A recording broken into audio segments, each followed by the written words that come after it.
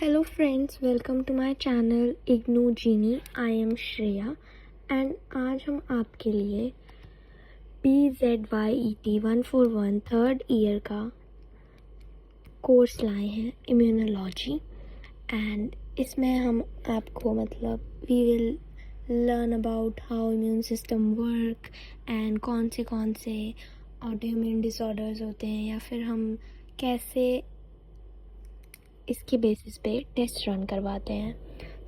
आपको इसमें इस कोर्स में आप ये सब सीखते हैं एंड हम आपके लिए आज 20 मोस्ट इम्पॉर्टेंट क्वेश्चंस लाए हैं।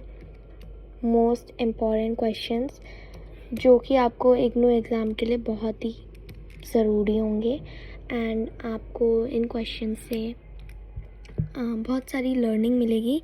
ऑल्सो आप इन क्वेश्चंस को अगर आप अच्छे से लर्न करके जाते हैं बाय हार्ट एंड समझ के जाते हैं टॉपिक्स को जो भी इस क्वेश्चंस के अंदर हैं, you can pass IGNOU third year exam without back. Okay, so let's start.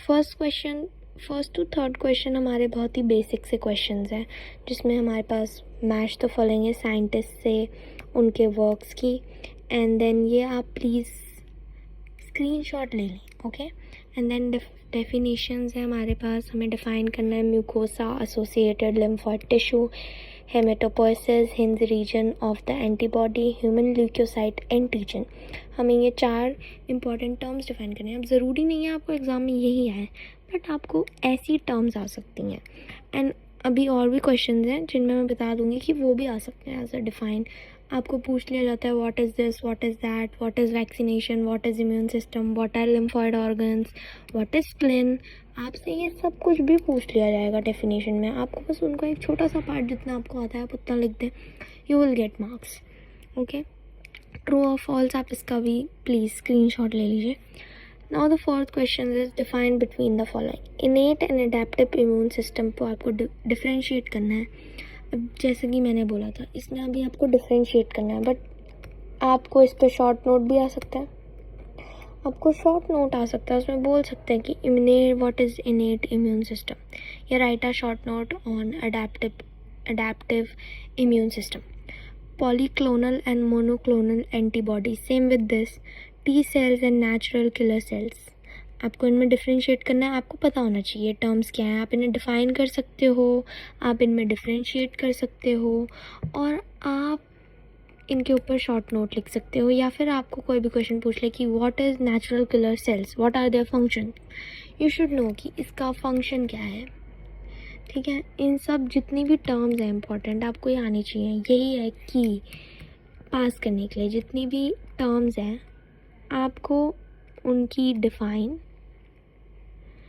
उनकी डिफरेंस, उनकी शॉर्ट नोट्स एंड उनका फंक्शन, आपको ये सब आना चाहिए। आपको बेसिकली वो टॉपिक क्लियर होना चाहिए जो यहाँ पे मेंशन है। इसकी वजह से आप एग्ज़ाम में अपना अच्छे से आंसर लिख पाओगे। Describe the properties of B cell epitopes. B cell epitopes क्या होते हैं एंड इनके क्या फंक्शन है, इनकी प्रॉपर्टीज़ क्या होती हैं, ये क्या आप फंक्शन परफॉर्म करते हैं बॉडी में, आपको सब पता होना चाहिए। What is an isotope, explain different types of isotope. Isotope क्या होते हैं और कौन कौन से टाइप्स होते हैं। Explain cell mediated immune response. 8th question is what are adjuvants, write their function. 9th is according to Gell and Coombs, classify hypersensitivity with suitable example. Question 10th is give a detailed account on the function of cytokines. Cytokines के ऊपर important है, आपको ये बहुत सारे PYQs में देखा है मैंने। Adjuvant PYQ, isotope PYQ, very important. These are very important topics. Give a detailed account on the function of cytokines. What is complement system? Describe the lectin pathway. Discuss the advantage and disadvantages of vaccination. Vaccination is important because immunology topic है. Okay, write short notes on 4 of the following. आपको सब पे आना चाहिए। Positive selection, self, non-self cells, immunosuppressive therapy, flow cytometry, phagocytosis. अब आपको जैसे define पूछी हेमेटोपोइसिस, आपको शॉर्ट नोट में भी पूछा जा सकता है, तो यू शुड नो कि आप उसे कैसे डिफ़ाइन करोगे। ये क्वेश्चन रिपीटेड है व्हाट इज कॉम्प्लीमेंट, सी ये PYQ का क्वेश्चन है, दैट वाई इट्स रिपीटेड.